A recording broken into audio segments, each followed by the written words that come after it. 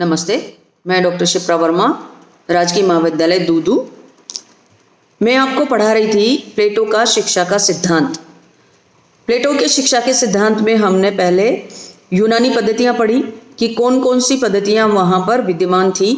यूनानी में भी बेसिकली हमने बात की थी एथेंस और स्पार्टा की शिक्षा पद्धतियों के बारे में। तो एथेंस और स्पार्टा में कौन कौन सी पद्धतियाँ प्रचलित थी ये मैंने आपको बताया था। उसके बाद हमने बात की थी कि प्लेटो की जो शिक्षा प्रणाली है वो क्या है। तो वो दो हिस्सों में बटी हुई है, पहली है प्राथमिक शिक्षा और दूसरी है उच्च शिक्षा। तो प्राथमिक शिक्षा की बात मैंने आपको बताई कि प्राथमिक शिक्षा में प्लेटो क्या बता रहा है। प्लेटो का मानना है कि संगीत की अनिवार्य शिक्षा दी जानी चाहिए, शरीर के लिए वो व्यायाम की शिक्षा आवश्यक मानते हैं। दूसरी तरफ आत्मा के लिए वो संगीत की शिक्षा को अनिवार्य और बहुत ज़रूरी मानते हैं। तो आज हम बात करेंगे प्लेटो द्वारा प्रदान की गई उच्च शिक्षा के बारे में, हायर एजुकेशन के बारे में। प्लेटो क्या बताते हैं? प्लेटो चाहते थे कि इस शिक्षा द्वारा चुने हुए विद्यार्थियों को 20 और 35 वर्ष की अवस्था के बीच संरक्षक वर्ग के उच्चतम पदों के लिए तैयार किया जाए। आप समझ रहे हैं कि यहाँ पर उद्देश्य ही चेंज हो गया हायर एजुकेशन में। अगर हम प्राथमिक शिक्षा की बात करें तो वहाँ वो बच्चे के व्यक्तित्व के विकास के लिए, उसके शरीर के विकास के लिए बात करते हैं। दूसरी तरफ जब हम हायर एजुकेशन में चले जाते हैं तो हायर एजुकेशन में वो बात कर रहे हैं कि यहाँ पर ऐसे विद्यार्थी तैयार किए जाएं जो बाद में शासन की बागडोर संभाल सकें, शासन के उच्च पदों पर पहुँच सकें, शासन के उच्च पदों की जिम्मेदारियों को बहुत अच्छे से निभा सकें। तो प्लेटो ने उच्च शिक्षा में 2 स्तरों को कायम किया। 20 से 30 वर्ष तक का शिक्षण और 30 वर्ष के पश्चात जो विद्यार्थी परीक्षा में योग्य और बुद्धिमान प्रमाणित होंगे उनके लिए ही इस कुशाग्र बुद्धि युवक युवतियों को ये शिक्षा प्रदान की जाएगी, उसके लिए ही व्यवस्था की गई है। अर्थात यह शिक्षा 20 वर्ष की आयु से प्रारंभ होगी और केवल उन्हीं तेज बुद्धि या कुशाग्र बुद्धि वाले युवक युवतियों को दी जाएगी जो कि भविष्य में आदर्श शासक बनने की योग्यता रखते हों। यहाँ पर आप देख सकते हैं कि प्लेटो का उद्देश्य एकदम से चेंज हो रहा है। जहाँ वो व्यक्ति का व्यक्तित्व का निर्माण कर रहे हैं प्राथमिक शिक्षा में, यहाँ पर हायर एजुकेशन में वो आते ही वो ऐसे व्यक्ति या ऐसे युवक और युवतियां तैयार कर रहे हैं जो कि आगे जाकर के शासन संचालन को अपने हाथ में लेकर शासन को, राज्य को अच्छे प्रकार से स्थापित कर सकें, उसका संचालन कर सके और एक आदर्श राज्य जो उनका मोटो है, आदर्श राज्य जो उनका उद्देश्य है कि ऐसा राज्य स्थापित होना चाहिए जो कि आदर्श राज्य के समान हो, उसका जो उद्देश्य है उसको पूरा करने के लिए प्लेटो यहाँ पर बात कर रहे हैं। तो इस उद्देश्य की प्राप्ति में उच्च शिक्षा हेतु केवल उन्हीं विषयों को चुना गया जो व्यक्ति के मस्तिष्क को उन्नत बनाते हों, व्यक्तित्व के मस्तिष्क को उन्नत बनाते हों, जैसे गणित, ज्योतिष, तर्कशास्त्र। ये सब्जेक्ट ऐसे हैं जो कोई भी नॉर्मल व्यक्ति नहीं पढ़ सकता या कोई भी नॉर्मल व्यक्ति इन चीज़ों को नहीं समझ सकता। तो प्लेटो यहाँ पर ऐसे व्यक्ति तैयार कर रहे हैं जो गणितज्ञ बन सके, ज्योतिषी बन सके, तर्कशास्त्र में निपुण हो, क्योंकि ऐसी कई चीज़ें आ जाती है शासन में, पेचीदगियाँ आ जाती हैं जिनका कोई नॉर्मल व्यक्ति सोल्यूशन नहीं निकाल सकता। तो प्लेटो यहाँ पर कह रहे हैं कि ऐसे व्यक्ति, ऐसे युवक युवतियाँ तैयार हों जो कि शासन में आने वाली जितनी भी समस्याएं हैं उनको अपने विवेक से सॉल्व कर सके, समाधान उनका कर सकें। तो इन विषयों के अध्यापन के साथ ही साथ नई नई शोध की जाएंगी, शासकों को नई जानकारियां प्राप्त करवाई जाएंगी। 10 से 30 वर्ष तक की अवस्था को वो आगे ले जा करके 35 वर्ष तक की आयु में एक द्वंद्ववाद की भी शिक्षा प्रदान की जाएगी। द्वंद्ववाद बच्चों आपको अगर आपने फर्स्ट ईयर में पढ़ा होगा तो मार्क्सवाद से उपजा शब्द है। द्वंद्व किसको कहते हैं? माने हर चीज़ का एक एक्शन होता है और एक रिएक्शन होता है। जैसे एक छोटा सा मैं द्वंद्ववाद का आपको उदाहरण देके समझा रही हूँ कि द्वंद्ववाद किसको कहते हैं। जैसे हमने एक पौधे का उदाहरण लेना है। जैसे आपने एक सीड डाला, एक बीज डाला, जैसे आपने चने का बीज डाल दिया, मान लीजिए आम का बीज डाल दिया, तो आम का बीज आप जब रोपेंगे तो वो बीज 3 रूप से विकसित होता है। वाद, प्रतिवाद और संवाद कहते हैं उसको। वाद, प्रतिवाद, संवाद एक एक्शन और रिएक्शन की एक विचारशाला कह सकते हैं, या एक टेक्निक कह सकते हैं। तो बीज जो है वो डाला जाएगा, फिर वो पौधा बनेगा, फिर पौधा बन के वो पेड़ बनेगा, पेड़ बन करके वो फल देगा, और उस फल से पुनः आपको बीज की प्राप्ति हो जाएगी। तो ये एक इस तरह से शासन में भी द्वंद्व चलता रहता है। हर चीज, हर विचार का एक विचार होता है, फिर उसका प्रतिरोध होता है, फिर उस पर डिस्कशन होता है, फिर उसका रिजल्ट आता है। तो इस तरह से हम एक छोटे से उदाहरण से द्वंद्ववाद को आप समझ सकते हैं। तो यहाँ पर प्लेटो कहते हैं कि 30 से 35 वर्ष की जो आयु है उसमें व्यक्तियों को द्वंद्ववाद की शिक्षा दी जाएगी। 35 वर्ष तक की इस शिक्षा को उसने बौद्धिक शिक्षा कहा है। अतः इसके अगले 15 वर्ष की अवधि तक उसने सैद्धांतिक शिक्षा के स्थान पर एक ऐसी शिक्षा व्यवस्था की है, ये बुद्धिजीवी दार्शनिक संसार की पाठशाला में तूफानी थपेड़े और धक्के खाकर व्यावहारिक शिक्षा प्राप्त कर सकेंगे। कहने का अर्थ यह है कि एक ऐसे युवाओं का एक संगठन या एक ग्रुप तैयार होगा जो ये जो तर्क शास्त्र है, गणित का नॉलेज है, ज्योतिष का नॉलेज है, इन सब की नॉलेज लेकर के वो एक्सपेरिमेंट करेंगे सोसाइटी में, और एक्सपेरिमेंट करके उन एक्सपेरिमेंट्स के आधार पर जो भी विरोध आएंगे उनको झेलेंगे वो। यानी कि इसको वो कहते हैं कि संसार की पाठशाला में, यानी कि राज्य की पाठशाला में वो लोग तूफानी थपेड़े और धक्के खाकर, यानी कि जब कोई चीज़ दी जाएगी लोगों को, तो उसका जो जितना भी विरोध प्रतिक्रिया जो कुछ भी आएगा, आक्रोश या कुछ भी आप कह सकते हैं, वो सब वो झेलेंगे, और वो झेल करके एक व्यावहारिक शिक्षा को प्राप्त करेंगे, और प्राप्त करके इस प्रकार 50 वर्ष तक की आयु तक सांसारिक जीवन की कठोर परीक्षाओं में खरे उतरने वाले और लोक व्यवहार और शास्त्रों का गंभीर ज्ञान रखने वाले दार्शनिक ही प्लेटो की सम्मति में शासक बनने के अधिकारी होंगे। आप देखिए कितनी बड़ी उसने एक शिक्षा की योजना बनाई है। जो डे 1 जब बच्चा पैदा होता है, मैंने एक कहावत सुनी है कि यूनान में एक ऐसी प्रथा प्रचलित थी कि बच्चा जब पैदा होता था तो उसको पहाड़ी से फेंक दिया जाता था, और फेंकने के बाद यदि वो जीवित रहता था तो ऐसा माना जाता था कि वो बहुत अच्छा युवक बनकर तैयार होगा। तो आप सोचिए कैसी कैसी कल्पनाएं की थी वहाँ के लोगों ने। तो यहाँ पर उन सब चीज़ों से निकल के एक नई प्रणाली प्लेटो लोगों के लिए देते हैं। उसका जो इस सब के प्रति जो एक मूल उद्देश्य था वो ये था कि एक आदर्श राज्य स्थापित हो सके।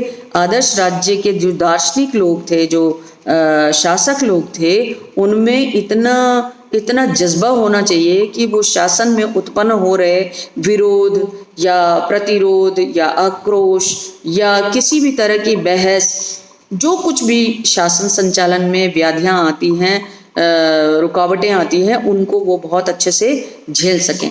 तो ऐसा एक वर्ग वो बनाना चाहते थे, और यही उनका मूल उद्देश्य थे इस शिक्षा व्यवस्था को देने के पीछे। तो प्लेटो ये भी कहता है कि 50 वर्ष तक की आयु में व्यक्ति को ये सब कर लेना चाहिए, और 50 वर्ष के बाद भी व्यक्ति को शिक्षा से रिटायरमेंट नहीं लेना चाहिए, उनको फिर स्वाध्याय कर लेना चाहिए। स्वाध्याय का मतलब यह है कि फिर जैसे मैंने शिक्षा प्राप्त कर ली है, मेरे पास सारी चीज़ें, डिग्रीज, ये वो सब कुछ हो गया है, लेकिन फिर मैं आत्मावलोकन करूं कि मैं कहाँ पर हूँ, मुझ में क्या कमी है, मुझ में क्या खूबी है। अगर मुझ में कोई खूबी है तो उसको मैं समाज को दूं, अगर मुझ में कोई कमी है तो मैं स्वाध्याय करके उसमें उस कमी को पूरा करने की या उसको हटाने की कोशिश करूं। तो इस तरह से एक विस्तार से रूपरेखा प्लेटो की शिक्षा पद्धति के लिए दी गई है। अब इस शिक्षा पद्धति के उद्देश्य या विशेषताएं क्या हैं, तो हम पॉइंट्स में इस पर विचार कर लेते हैं। पहला पॉइंट है कि प्लेटो की शिक्षा व्यवस्था का आधार मनोवैज्ञानिक है, क्योंकि इसमें मनुष्य आत्मा की स्वाभाविक प्रवृत्तियों को ध्यान में रखकर शिक्षा की व्यवस्था करता है। दूसरा पॉइंट है कि जीवन के प्रत्येक क्षेत्र का विकास करना ही इसका उद्देश्य है। अब मैं आपको बता रही हूँ कि जब बच्चा पैदा होता है तब से लेके 30 वर्ष, फिर 35 वर्ष, फिर 35 से 50 वर्ष और फिर 50 वर्ष के बाद जब तक वो जीवित रहता है, स्वाध्याय, यानी कि पूरा उसका जीवन का विकास उस शिक्षा के माध्यम से होगा, ऐसा उसका उद्देश्य था। अतः इसमें शारीरिक और आत्मिक शिक्षा की व्यवस्था प्लेटो देता है।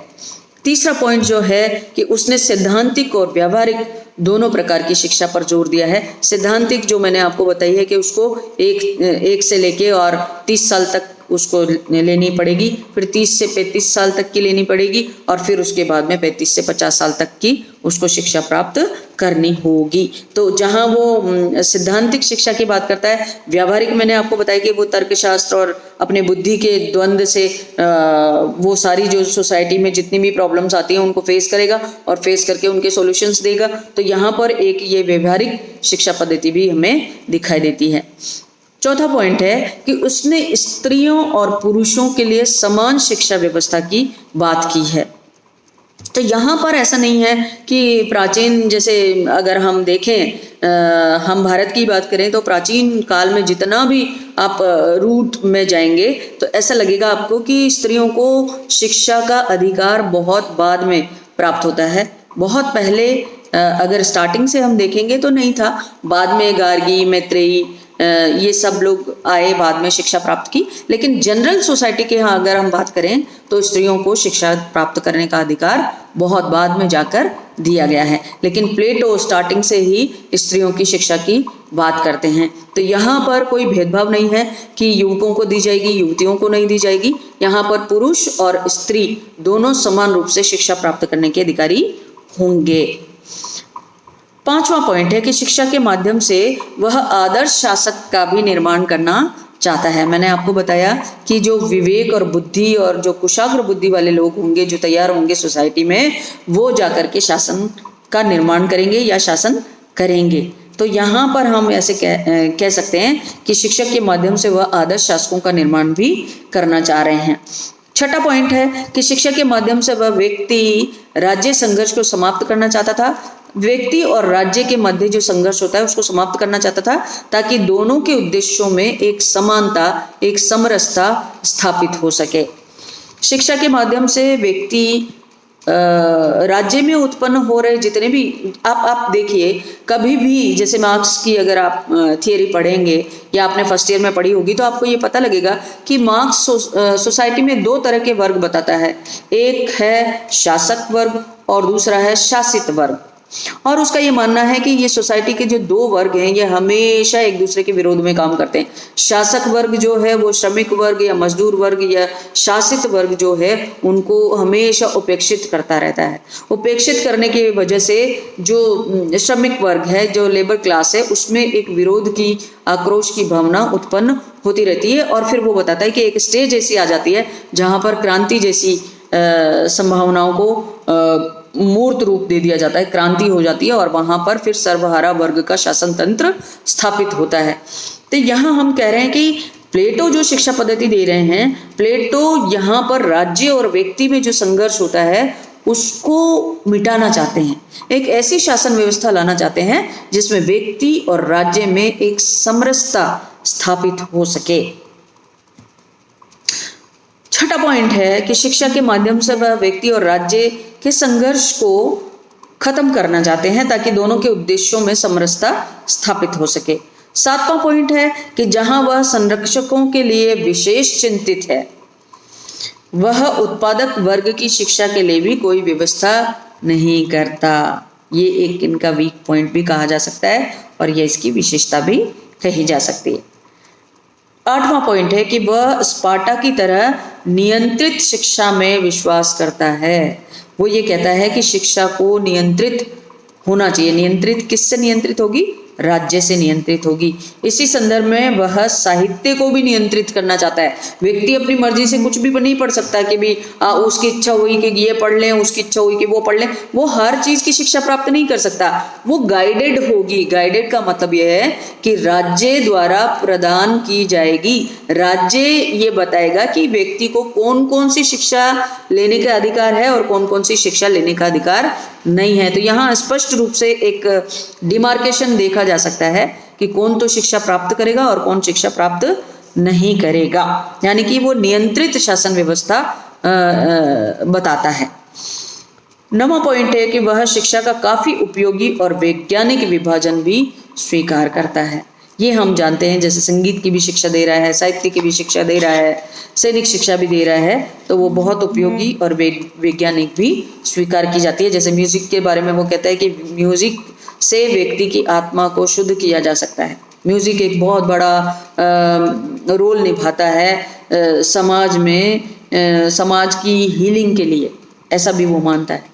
तो आप जब विस्तार से जब प्लेटो को पढ़ेंगे तो आपको बहुत छोटी छोटी चीज़ें बहुत इंटरेस्टिंग तरीके से आपको वहाँ पर मिलेंगी। तो आप थोड़ा सा आप स्वाध्याय भी कीजिए और आप अपने आप भी प्लेटो की जो बुक्स हैं, उसकी जो जीवनी है, उसको पढ़ने की कोशिश कीजिए। तो आपको बहुत सारा, क्योंकि हमारे पास लिमिटेड टाइम होता है, जीवनियाँ बच्चों सबकी पढ़ना चाहिए।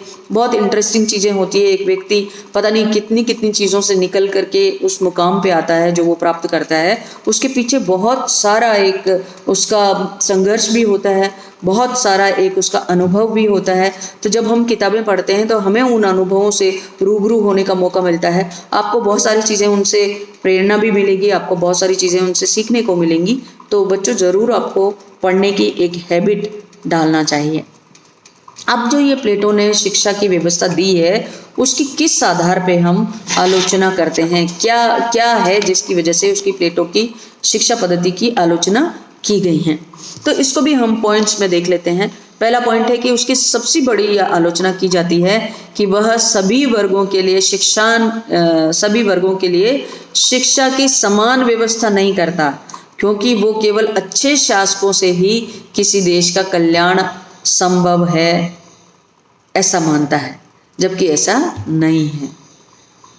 केवल अच्छे शासक पैदा होंगे, अच्छे शासक ही शासन करेंगे, ये एक कल्पना की बात मानी जा सकती, कल्पनाशील बात कही जा सकती है कि वो ऐसे राज्य की कल्पना कर रहा था जिसमें ये चाहिए, वो होना चाहिए, यानी कि यथार्थ में क्या है उसकी बात वो कम करता है, बजाय इसके कि क्या होना चाहिए। तो जो चाहिए है वो उससे लोगों का कल्याण संभव नहीं है। दूसरा पॉइंट है कि उसकी शिक्षा योजना में साहित्य को बहुत कम और गणित को बहुत ज़्यादा महत्व प्रदान किया है। ज्यामिति से अपरिचित व्यक्ति शासन में हिस्सा ही नहीं ले सकता। अब आप ये पॉइंट आप अच्छे से समझिए कि जैसे वर्तमान भारतीय शासन व्यवस्था में अगर हम बात करें, वो बहुत सारे लोग ऐसे आते हैं जिनका अगर शैक्षिक योग्यता देखी जाए तो वो शैक्षिक योग्यता का स्तर नहीं है, या बहुत कम है, या बहुत मीडियम है, ऐसा हम देख सकते हैं। बहुत सारे लीडर्स हैं जो इतने ज़्यादा शिक्षित नहीं हैं, लेकिन उनके पास इतनी लीडरशिप की ज़बरदस्त क्वालिटीज़ होती हैं कि वो उस शासन को बहुत अच्छे ढंग से चला सकते हैं। तो यहाँ पर प्लेटो थोड़ा सा डिफर करता है। प्लेटो यहाँ पर थोड़ा सा अलग बात बताता है। वो ये कह रहा है कि जो व्यक्ति जिसको गणित नहीं आती, जिसको ज्यामिति नहीं आती, ज्योमेट्री नहीं आती, वो शासन व्यवस्था में घुसना ही नहीं चाहिए। तो ये एक बहुत बड़ा वीक पॉइंट है प्लेटो का कि अगर कोई व्यक्ति में मान लीजिए मैथ्स उसको नहीं आती है, तो ऐसा हम नहीं कह सकते कि मैथ्स नहीं आने वाला व्यक्ति जो है वो शासन ही नहीं कर सकता, क्योंकि हर व्यक्ति में बहुत सारे तत्व होते हैं। तत्व से मतलब यह है तत्व से मतलब यह है कि जैसे प्लेटो कहता है कि हर व्यक्ति में 3 तत्व उसने बताए हैं कि शुद्धा का तत्व है, साहस का तत्व है, विवेक का तत्व है, और उसके आधार पर भी वो तीन वर्गों का निर्माण करता है। तो ऐसा भी हो सकता है कि किसी एक व्यक्ति में शुद्धा भी हो, साहस भी हो और विवेक भी हो। तो ये जो डिमार्केशन किया, ये जो विभाजन किया है प्लेटो ने, वो उचित प्रतीत नहीं होता। जैसे वो कहता है कि मैथमेटिक्स जो व्यक्ति नहीं जानता उसको शासन में नहीं आना चाहिए, तो ये तो बहुत ही बड़ी कमी हो गई शासन की, कि अगर किसी व्यक्ति को मैथ्स नहीं आती लेकिन उसको शासन आता है करना। तो ये लीडरशिप में जरूरी नहीं है कि मैथमेटिक्स भी इंक्लूड हो। हमारे अभी वर्तमान समय में अगर आप देखेंगे तो किसी भी दुनिया के जितने भी देश हैं उनमें जितने भी शासक हैं, अगर आप एक बार उठा के उनका रिसर्च करें या उनके बारे में सोचें या देखें या सर्च करें, तो ऐसे कई सारे व्यक्ति मिल जाएंगे आपको जिनका ऐसा कोई बैकग्राउंड नहीं है कि वो मैथमेटिकल साइंटिस्ट हों या ज्योमेट्रिकल साइंटिस्ट हों, तो ऐसा कुछ भी नहीं है। तो यहाँ पर उसने जो कहा कि एकेडमी के द्वार ही नहीं खुलेंगे वो कहता है कि उल्लेखनीय कि उसने एकेडमी के द्वार पर ये वाक्य लिखा हुआ था कि ज्यामिति से अपरिचित कोई व्यक्ति यहाँ प्रवेश ही ना करे। एकेडमिक उसकी वो स्थान था जहाँ पर कि वो शिक्षा की व्यवस्था लोगों के लिए करता है। तो उसके गेट पर उसने लिखवा दिया कि जिस व्यक्ति को मैथमेटिक्स नहीं आती, ज्योमेट्री नहीं आती, वो यहाँ पर प्रवेश ही ना करे, उसका प्रवेश वर्जित है। तो ये एक बहुत बड़ा वीक पॉइंट कहा जा सकता है प्लेटो की शिक्षा व्यवस्था का।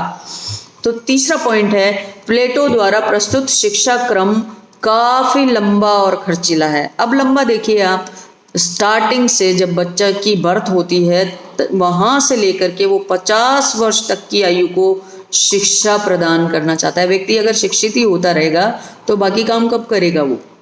तो 35 साल, क्योंकि आपका 35 साल में अगर हम वैसे देखें तो अलग से देखने पे ये पता लगेगा कि व्यक्ति का जो जीवन है 35 वर्ष की अवस्था प्राप्त करने तक वो गृहस्थ भी हो जाता है, उसको शादी भी करनी है, उसके बच्चे भी होने हैं, उसको परिवार को भी टाइम देना है, उसको नौकरी भी करनी है, उसको सब कुछ ही करना है। तो इतनी लंबे काल तक शिक्षा प्राप्त करता रहेगा तो वो बाकी काम कैसे करेगा? सोसाइटी में उसका रोल किस तरह से निर्धारित होगा? तो ये एक बहुत वीक पॉइंट है। दूसरा, वो खर्चीली शिक्षा पद्धति है। खर्चीली इसलिए है कि एक लंबा काल है जिसमें वो शिक्षा प्राप्त करता रहेगा और वहाँ पर वो अपना पैसा डालता रहेगा, तो वो एक लंबी प्रक्रिया हो जाती है, खर्चीली प्रक्रिया हो जाती है।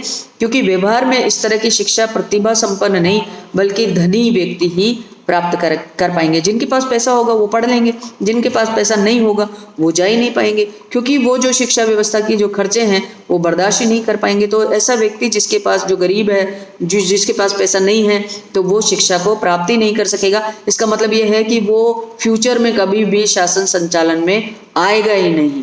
तो हमारे यहाँ आइडियाज़ को प्रोत्साहन दिया जाता है। जिसके पास भी अच्छा आइडिया हो, शासन के लिए ज़रूरी नहीं है कि वो शासक द्वारा ही दिया गया हो, लेकिन वो आइडिया हिट हो जाता है कई बार और वो सोसाइटी के लिए बहुत अच्छा भी साबित होता है। तो यहाँ पर ये कमी, क्योंकि प्रतिभा संपन्न व्यक्ति केवल विवेक वाले वर्ग में ही उत्पन्न होंगे, दार्शनिक राजाओं में ही उत्पन्न होंगे, ऐसा नहीं है।